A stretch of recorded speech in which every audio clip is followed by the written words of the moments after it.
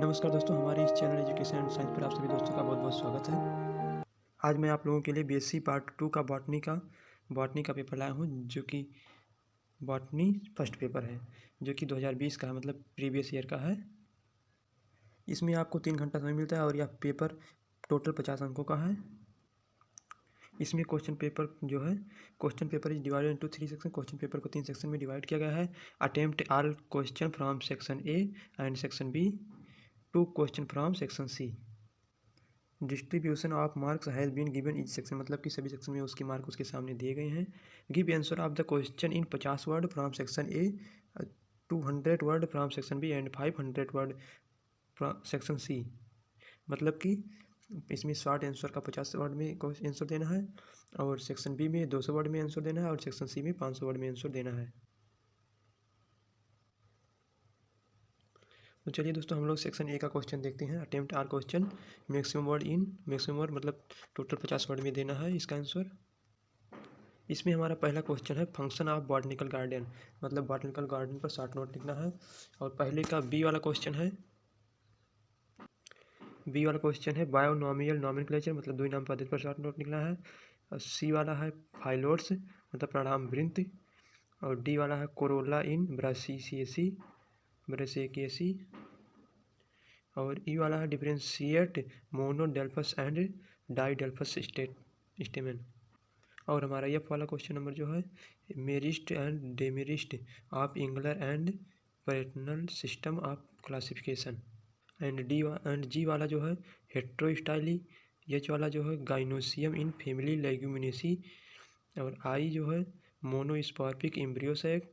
And J inter and intrafascicular cambium. अब चलिए देखते हैं सेक्शन बी में क्या है।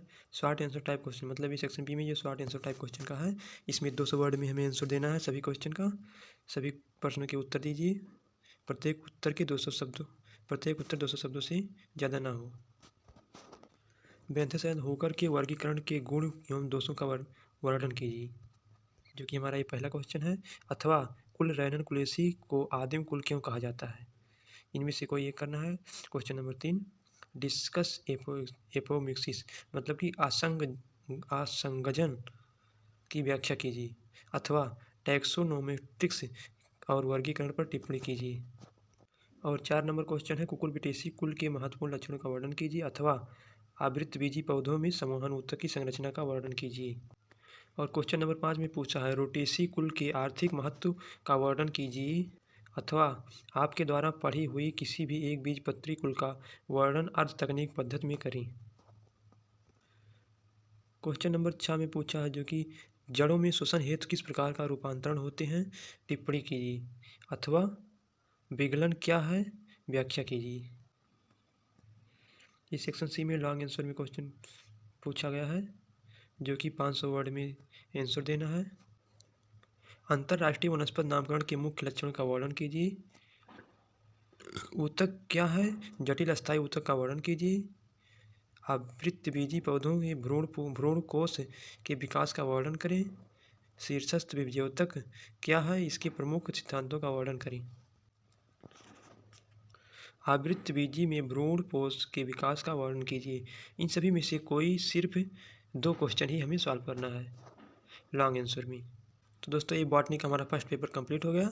और हमारे चैनल को अभी तक शेयर और सब्सक्राइब नहीं किए तो ज़रूर सब्सक्राइब करिए। चलिए अब सेकंड पेपर की तरफ देखते हैं क्या है। तो ये हमारा बॉटनी का सेकंड पेपर है, जो कि बीएससी सेकंड ईयर का ही है। 2020 का पेपर ये भी है। इसमें भी समय 3 घंटा है और टोटल अंक 50 हैं। सभी प्रश्नों के उत्तर देना अनिवार्य है। तो इसमें शॉर्ट आंसर में जो कि 50 वर्ड में आंसर देना है। इसमें सबसे पहले पूछा है राइबोसोम, मतलब राइबोसोम के बारे में लिखना है। और दूसरा नंबर है कैजुराइना के मरुद्भिद परिस्थितियों गुणों का वर्णन कीजिए। ये भी 50 वर्ड में आंसर देना है। और तीसरा क्वेश्चन जो पूछा है पॉलीप्लाइडी क्या है, ये भी 50 वर्ड में आंसर देना है। पारिस्थितिकी तंत्र की परिभाषित कीजिए, मतलब पारिस्थितिकी तंत्र की परिभाषा लिखना है इसमें। और 5वां नंबर है एलिल्स के बारे में लिखिए, मतलब एलिल्स पर शॉर्ट नोट लिखना है। और 6वां क्वेश्चन है प्राथमिक उत्पादक का वर्णन कीजिए। और 7वां क्वेश्चन है डेट्राइट्स खाद्य संग्रह के बारे में लिखिए। और 7वां क्वेश्चन इन्वेशन और इसके कार्मिक चरणों की व्याख्या कीजिए। और 8वां क्वेश्चन है डिफिशियंसी एंड डिप्लीकेशन में क्या भेद है। भेद मतलब इसमें अंतर लिखना है। और हमारा 10वां क्वेश्चन है डॉक्टर एच जी खुराना के बारे में लिखिए। मतलब डॉक्टर एच जी खुराना जो थे उनके बारे में लिखना है। और सेक्शन सी में देखिए क्या दिया है, अटेम्प्ट एनी 5 क्वेश्चन, मतलब इनमें से केवल 5 क्वेश्चन ही करना है। किन्हीं 5 प्रश्नों के उत्तर दीजिए, प्रत्येक प्रश्न के उत्तर लगभग 200 शब्दों में होना चाहिए।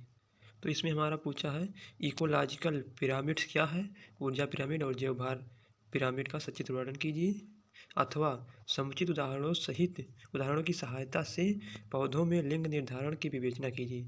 और तीसरा नंबर का क्वेश्चन है किन्हीं निम्नलिखित में से किन्हीं 2 पर संक्षिप्त टिप्पणी कीजिए। इनमें से किसी 2 का आंसर ही देना है जिसमें 3 पूछा है। इसमें पहला है बी क्रोमोसोम, दूसरा है माइटोकॉन्ड्रिया और तीसरा समसूत्री विभाजन की एनाफेज अवस्था का वर्णन करना है। मतलब इसमें से कोई केवल 2 करना है। अथवा डार्विन के प्राकृतिक चयन सिद्धांत का वर्णन कीजिए। इनमें से केवल या तो ए वाला करना है ऊपर वाला, या तो फिर डार्विन वाला करना है। चौथा नंबर पूछा है केंद्र की संरचना और कार्य का वर्णन कीजिए, अथवा निम्नलिखित में से किन्हीं 2 पर संक्षिप्त टिप्पणी कीजिए। पॉलीक्लाइमैक्स, हाइड्रार्च, हरितलवक, इनमें से किन्हीं 2 पर ही टिप्पणी करना है। और 5वां नंबर क्वेश्चन है क्रॉसिंग ओवर का संक्षेप में वर्णन कीजिए, अथवा गुणसूत्रों की संरचना पर एक निबंध लिखिए। और छठा क्वेश्चन है सक्शन क्या है, हाइड्रोशेयर का वर्णन कीजिए, अथवा स्नेप्टोनिमल कॉम्प्लेक्स का वर्णन कीजिए।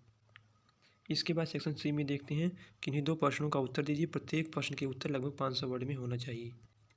इसमें है पादप अनुक्रमण किसे कहते हैं, जीरोशियर या हाइड्रोशेयर का विस्तृत वर्णन कीजिए। अर्धसूत्री विभाजन से आप क्या समझते हैं, अर्धसूत्री विभाजन की विभिन्न अवस्थाओं का साफ सुथरा एवं रेखांकित चित्र सहित वर्णन कीजिए। नौवां क्वेश्चन दिया है निम्नलिखित पर टिप्पणी लिखिए। विरासत के नियम, प्रेरित उत्परिवर्तन, साइटोप्लाज्मिक वंशागत कहते हैं। और 10वां क्वेश्चन है बहुगुणिता से आप क्या समझते हैं, स्वबहुगुणिता और परबहुगुणिता में विभेद कीजिए। और 11वां नंबर क्वेश्चन है जीन इंटरेक्शन क्या है, इपीस्टेटिस का वर्णन कीजिए। मतलब इनमें से केवल 2 क्वेश्चन इन सभी में से करना है जो कि लॉन्ग आंसर में पूछे गए हैं। तो ये हमारा सेकेंड पेपर यहाँ पर समाप्त हो जाता है। इसके बाद थर्ड पेपर में भी देख लेते हैं। ये हमारा दोस्तों थर्ड पेपर है, बीएससी सेकेंड ईयर का 2020 का पेपर है। इसमें भी 3 घंटा का समय मिला है और 50 अंक इसके लिए निर्धारित हैं। अन्य पेपरों की तरह भी ये भी 3 खंडों में बटा हुआ है। और सेक्शन ए में सभी क्वेश्चन के आंसर देना अनिवार्य है और 50 वर्ड में आंसर देना है। जो कि इसमें पहला पूछा है लघु पोषक तत्व पर शॉर्ट नोट लिखना है, और दूसरा है प्रासरण, तीसरा केमोटैक्टिक चलन, चौथा साइक्लोसिस। 5वां नंबर क्वेश्चन है होलार्ड पर शॉर्ट नोट लिखना है। और छठा नंबर है इमर्सन प्रभाव, मतलब इमर्सन प्रभाव पर शॉर्ट नोट लिखना है। वृद्धि का सिग्मोइड कर्व, इस पर शॉर्ट नोट लिखना है। बिंदुस्राव, इस पर भी शॉर्ट नोट लिखना है। हरितलवक, इस पर भी। क्वांटम रिक्वायरमेंट, इस पर भी शॉर्ट नोट लिखना है।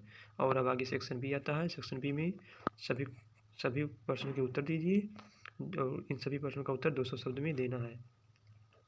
पौधे में पाए जाने वाले ऑक्सीजन फास्फोरिलेशन बताएं, अथवा प्रोटीन की विभिन्न संरचनाओं की व्याख्या करें।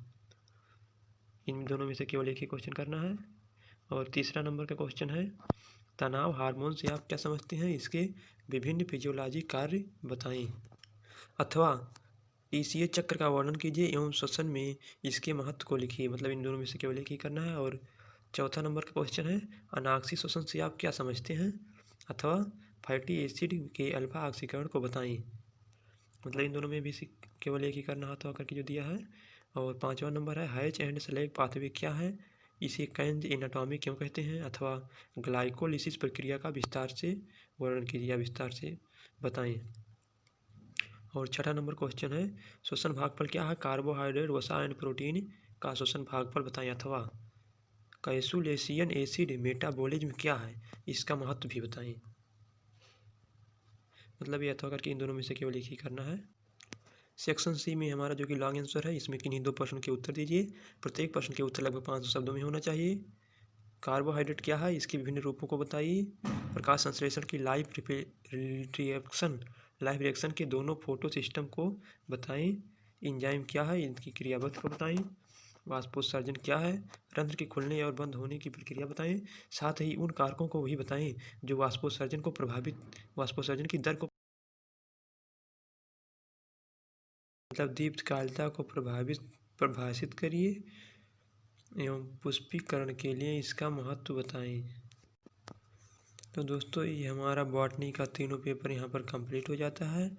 और इसी तरह के अन्य पेपरों को भी पाने के लिए, उसका वीडियो देखने के लिए हमारे चैनल को सब्सक्राइब कीजिए और हमारे चैनल का बहुत अधिक सपोर्ट कीजिए, शेयर कीजिए और वीडियो को ज़रूर लाइक कीजिए। Thank you.